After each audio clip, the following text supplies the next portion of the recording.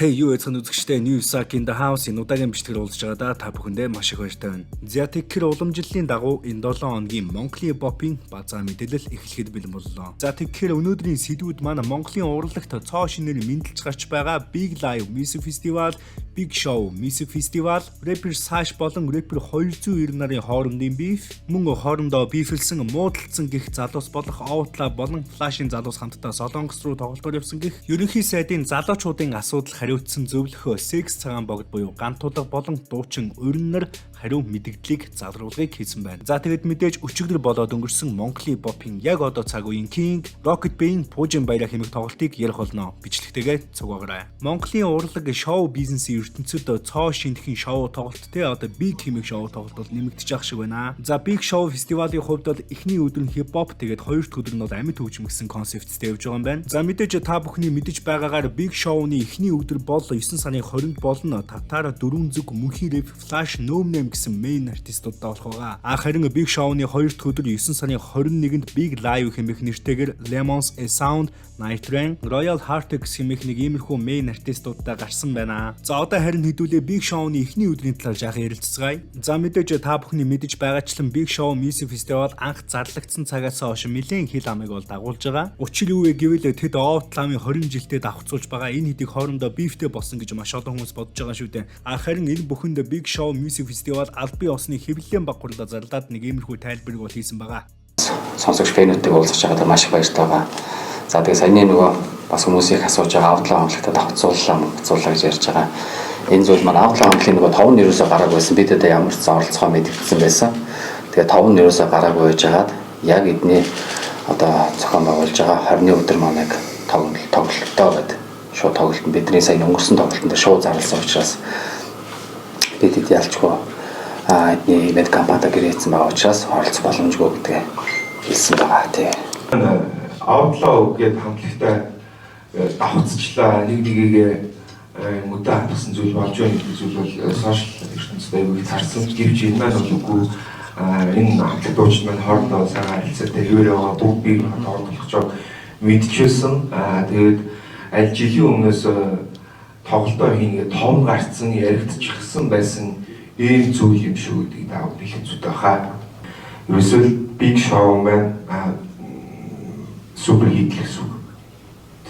Одоо дандаа хит дуулдаг хүмүүсийн бүгд туртай ийм зүйлс нь л энэ шоун дээр байдаг байна. Энэ сүүлийн жилүүдэд дуулагддаг байгаа хамтлаг дуучдыг өрж авчирч байгаарай их онцлогтой. За тэгэхээр сая та бүхний сонссончлан хамтлаг дуучид болон Big Show-ны продюсерийн ярианаас сонсоход албаар ингэж нэг өдрөө давхцуулсан юм байхгүй аль нэг жилийн өмнө бүх өдөр мөдрөө аваад тэгээ гэрээ контрактаа хийцэн байсан гэсэн зүйлийг л ярьсан. За энэ нь ч бас ерөнхийдөө үнэн бах яагаад гэвэл Big Show гэдэг нь 9 сарын 21-нд бас амьд хөгжмийн тоглолт хийж байгаа шүү дээ. Сонсогчдын талцаад шүүмжлээд байгаа зүйл нь бол яагаад заавал Outlaw-тай хамт нэг өдөр хийх болов. Ерөнхийдөө гадны Америкийн Солонгосын ч юм уу те одоо шоунууд албаар ингэж давхцуулдаг, албаар ингэж өрсөлдөөн үүсгдэг энэ бол шоу бизнес юм а залуусаа. Мөн өчигдөр буюу 9 сарын 14-нд Outlaw болон Flash хамтлагийнхантай хамтдаа ингэж тоглолт моголтор явж байгаа нь ерөнхийдөө бол тэр хэдийг энгийн хэвийн харилцаатай байгаа гэдгийг нь харж болно. Big Show-ны зочин артистуудаар Wandebo, Батух, Digital, iStop, SNI, D45 Ogino, Бундын тамга хэмээх хамтлагууд одоогийн байдлаар бол тодорхой болсон байгаа юм байна. За мэдээж энэ дундаас хамгийн онцлог лайнап гэх юм бол D45 Ogino болон Бундын тамга нарыг бол онцолж болохоор байна. Яагаад гэвэл энэ тоглолтоо яг гоё огцолцсон. Дээрээс нь бас тухайн цаг үедээ үнэхээр бас дуунууд нь хийд болж исэн хайрын дууны хамтлаг байна. За энэ тоглолтын тасалбарын талаар мэдээлэл гэх юм бол тасалбарын үндсэн үнэ нь 70,000, early bird нь 50% хямд буюу 35,000, fan zone нь 100,000-аас 50,000, VIP тасалбар нь 500,000-аас 250,000. Вау. 3 найзын тасалбар нь 210,000-аас 99,000 хүртэл бол хямдарсан байгаа юм байна шүү. 9 сарын 15 хүртэл буюу өнөөдөр оройны тэг цаг хүртэл. За одоо харин бүгдээрээ Big-ийн 2 дахь өдөр буюу Big Live амьд тоглолтын талаар жаахан ярилцгаая. За мэдээж та бүхний мэдэж байгаагаар Playtime хэмээх Монголд цор ганц амьд хөгжмийн наадам байдаг. Big Live Music Festival-ийн хувьд бол төв цэнгэлдэх хүрээлэнд анх удаага болж байгаа амьд хөгжмийн цогц наадам гэж бол хэлж болно. За зохион байгуулагчдын зүгээс бол тун удахгүй лайн-ап зарлана гэж бол мэдэгдсэн байгаа. За мэдээж лайн-апын хамтлаг дуучид бол Монголд хамгийн топ зэрэглэлийнх нь бол байх нь гарцаагүй. Тухайн хоёр тоглолтын тасалбарыг та Shopee эцэг юм болон Tik эцэг юмнээс худалдаа авах боломжтой. Эх 7 хоногийн 5 дахь хагас сайн буюу 9 сарын 20-21 Big Show төв цэнгэлт хүрээлэнд галыг асах нэ. За дараагийн сэдв секс цагаан богд буюу гантулга түүний найз охин дуучин өрөнтэй холбогдож байна. За мэдээж та бүхний мэдэж байгаачлан секс цагаан богдын нэгэн таагүй бичлэг бол өнгөрсөн 7 хоногт энэ бичлэг бол цацагцаан энэ бичлэг дээр гарч байгаа охин түүний найз охин өрөн байсан бөгөөд тэгээ энэ хоёр ерөөхдөө иймэрхүү залруулга видео бол хийсэн байна. Хэрүүл маргаан үсэд хүн чинь хаалга савал гардаг шүү дээ. Тэрнтэй адилханаар би одоо энэ хэлж байгаа үнээсээ холдохгүй л тийм үү, үгүй одоо би явна, би явлаа, би хармаар байна гэж ер нь бол ингээд зүтгэсэн. А гэвчиг яг тухайн үед бас нөхцөл байдал нь одоо азгүй чихүү, тэнэг чихүү ингээд гэрийнхэн төлхөрийг төр өөр хүнд ингээд өгөө явуулсан байсан. Тэгэхээр гэрлүг орж чадахгүй гисэн ч гэсэн би одоо тийм ээ согтуу ууралцсан, тонцсон, гомцсон тэгээ би явна гэ гараа явцсан ер нь бол. Тэгээд гол нь одоо өрөн шиг юм жижигхэн эмхтэй хүн ганцаараа шүн согтуу тэгээ гэрийн төлхөр байхгүй тийм хүн чи явуулна гэж би бол байхгүй шүү дээ. Тэгээд тэр хүн чинь гадаа хончих юм билүү, яах юм бэлээ тий мэдэхгүй юм чинь. Тэгээд бид хоёр бол одоо би бол өрөн ингээл янз бүрээр ятгачлаа юм л та. За минээр үлдчихтэй, гууж үзэж байгаа, загнаж үзэж байгаа, янз бүрээр тэгээд сүултээ төвчээр алдарч байгаа байхгүй. Тэгээд тэг бараг 1-2 цаг тэгж хийх. 1-2 цаг бид хоёр ингээд хэрүүлүүлж байгаа. Тэгээд юу гэдгийг одоо тэр хүнийг гадаа тэг гудамжинд хонуулж ирснээс эсвэл хин нэгэн хүнд ингээд тий хүчндүүлж ирснээс бас гэртээ харьцнал зөв гэж бодох үүднээс л яг согтууны толгойд л орж иж байгаа логик шүү дээ. Тэгээд дарга ятсандаа өрнг алгадж байгаа байхгүй. Тэгээд энэ хүн сэрхэх юм болов, архин гарах юм болов тий эсвэл надаас айж юмгээд нэрийг гэртээ харих төлхөр байхгүй мэнэ гэдгийг ухаарж ойлгох юм болов гэж ингээд бодсон ийм л үйл явдал болж байгаа. Тэгээд одоо бодоход эмэгтэй хүнд гар хүрсэн хамгийн буруу үйлдэл. Тэгээд энэ үйлдэлсээ чин сэтгэлээсээ гимшиж чинь. Тэгээд урангаасаа болон бас олон нийтээсээ ингээд албасаар уучлалт хүсэж байна.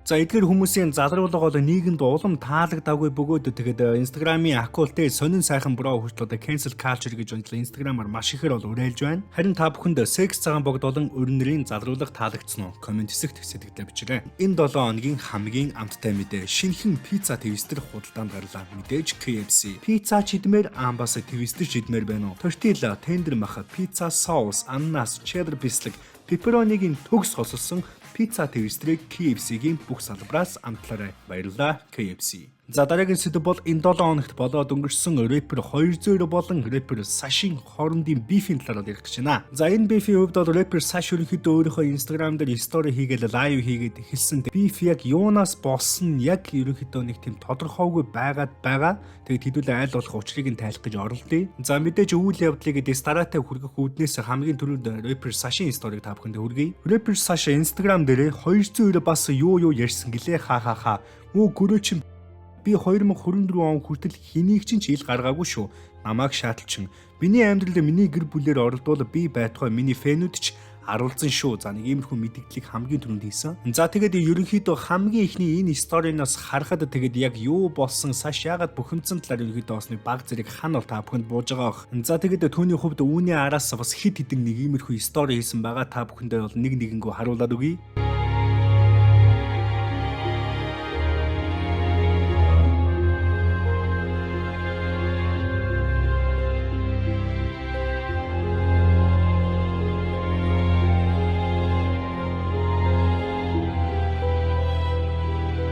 За тэгээд тун удалгүй хідэн сторины дараа рэпер Саш өөрийн Instagram дээр хүртэл бас лайв хийсэн. Тэгээд лайв хэсгээс нь хэдүүл үзцгээе. Амьдралыг бас болон миний намайг ингээд төрүүлж өссөн хүмүүсийн амьдралыг сүйтгэсэн тэр улс олд 290 төгөлдөр ихтгэл жавзан хоорол хин блэ би бүгднгийнхээ нэрийг хэлээд үг юу намайг амар тэгж доромжилж гөрж өөрсдийнхөө юм дээр намайг хараа ингээд холбоо сүлжээгүй гадагш авчихсан чинь бүгдээрээ намайг аваач амар шатцаглаа ингээд би бүх юмд буруутай юм шиг.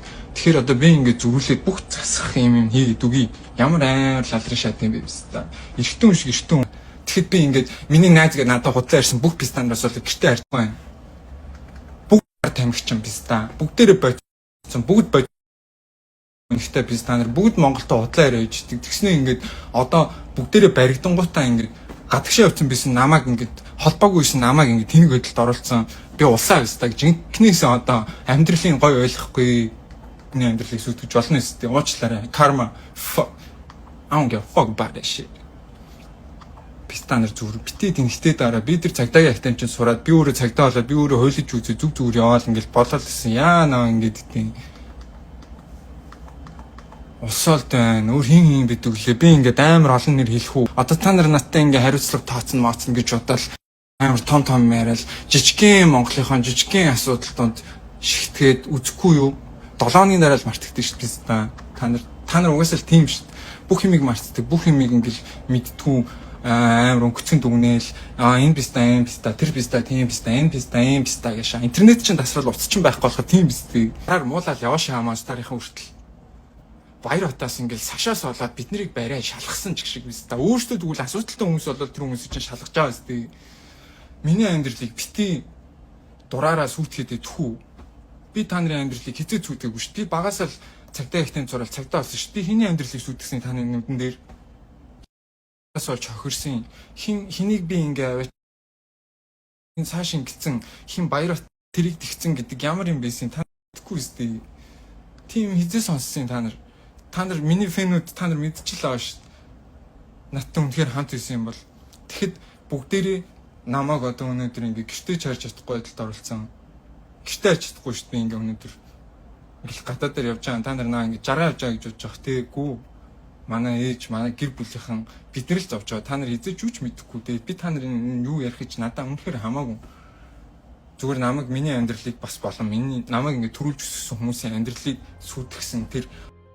За ерөнхийдөө түүний ярианаас сонсоход бол 290 болон Мон Старынхан те өөр бас нэг улс болд ч юм уу те одоо иймэрхүү нэртэй хүмүүс бас түүнийг ингэж эснийжилсэн гөрсөн гэдэг зүйлийг бол ярьж байгаа юм шиг бол харагдчихээн. За тэгэд мөн түүний ярьж байгаагаар би ингээд одоо хүртэл гэртээ харж чадахгүй байна. Тэгэд би бол өшөөгөө авах болно гэсэн нэг иймэрхүү бол мэдээллийг өөрийн лайваар бол дамжуулан хийсэн байна. Харин төд удалгүй рэпер 200-ээр өөрийнхөө Instagram хуудсанд нэг иймэрхүү стори хийсэн байгаа. Намайг хүнд муу юм хийсэн гинэ. Ус хонзон авна амьдралыг нь сүрүүлнэ гинэ. Нүүрэн дээрээ уулзаад юу ч хэлээгүй, надтай ганц ч үг яриаггүй байж хинээс юу сонсчоод өөрсдийнхөө холион банданд хутгаад байгаа юм бэ. Би ерөөсөө өчигдөр болсон стори лайвны талаар яриаггүй байна. Тэрэнд хариулт өгöd байгаа юм биш. Битгий тэгж ойлгоо. Надтай нэг хүн асуудалтай байвал би өөр хүн оролцуулахгүй өөртөө нь ярьдаг. Одоо ч гэсэн тэгмээр байна. Ер нь ховж болгонд нь стори хийгээд урдаас нь хэрэлдээд байдгүй. Бүгдийг нь сонсоогүй юм шиг ярьж байдгийг ингээд чимээгүй л өнгөрдөг. Та нарын миний тухай сонссон хөгийн юм болгон чин нэгэн ч баталгаа нотлохоогүй байгаа гэдгийг нь би мэдж байна. Яагаад гэвэл үнэн биш учраас. Хин нэгэн өөрт чин намайг муу юм хийсэн гэж ярил яагаад надаас асууж надад хэлж болохгүй. Тэр хэлсэн хүндээ ганцхан итгээд тэр хүний ярьсан өнцгөөс хараад байгаа юм бэ. Хинэн ч миний тухай өөрөө надад нэг ч юм хэлээгүй байж надтай асуудлаа өөр хүнд яриад байгаа юм бэ. Үнэхээр би олон нийтийн сүлжээгээр ийм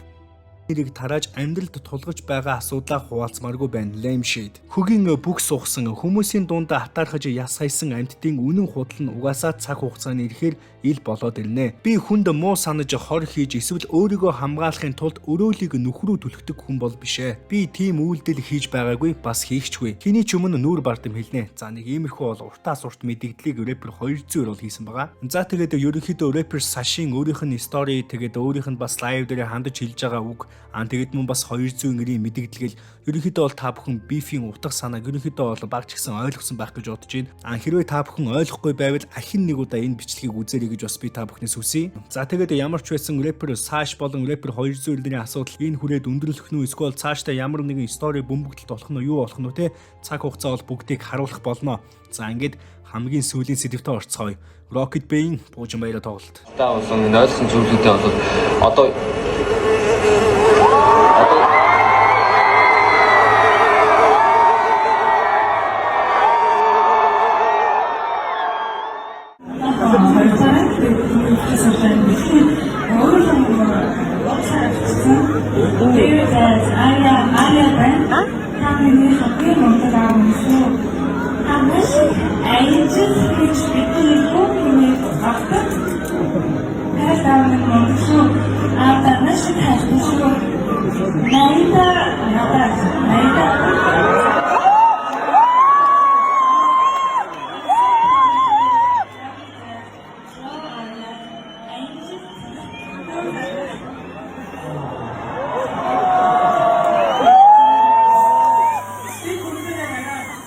За Rocket Bay-ийн Пуужин баяраа тоглолтод тайз засал тоног төхөөрөмж за тэгээд тоглолтын зохион байгуулалт гээд ерөнхийдөө бол бүх зүйлээр бол одоо Монголд бол хамгийн одоо next level концерт байсан гэж бол хэлж болохоор байна. Үүнээс гадна рэпер Flat зориулсан Балаа авгаа хэмээх дис дууга за хамгийн сүүлийн дуу бол болгож төгсгсөн байна. Уг нь бол Nissan-аас хамтлагтай хамтарсан 100-тай байлаг дуусаад за тэгээд өндөрлөх юм болов гэж бодсон чинь Балаа авгааг бол ерөнхийдөө сүүлд дуусаад тэгээд одоо тоглолт ерөнхийдөө бол өндөрлсөн байна.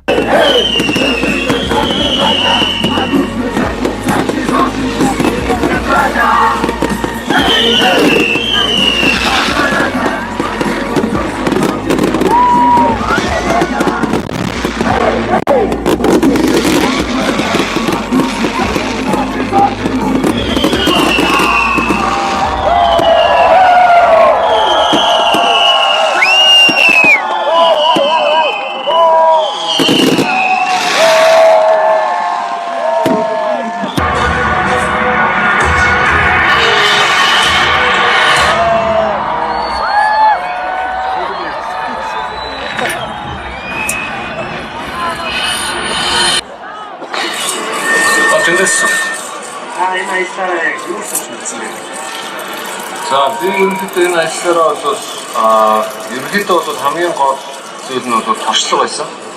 Тэгээд их ч одоо бас алдаа гаргалаа. Тэгээд маш их зүйлийг ойлголоо. Тэгээд тэр хэмжээгээр өөрийнхөө бас гаргасан алдаа болон ойлгосон зүйлүүдээ одоо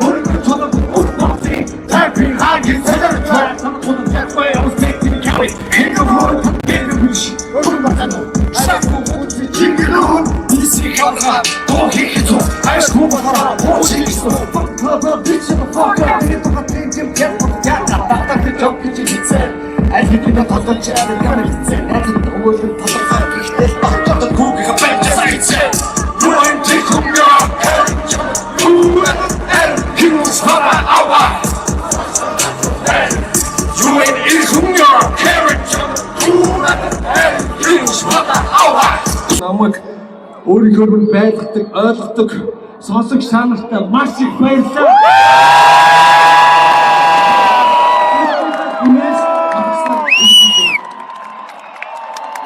Би хайрлаа. Сагамраа. Rocket Bay! Rocket Bay! Rocket Bay!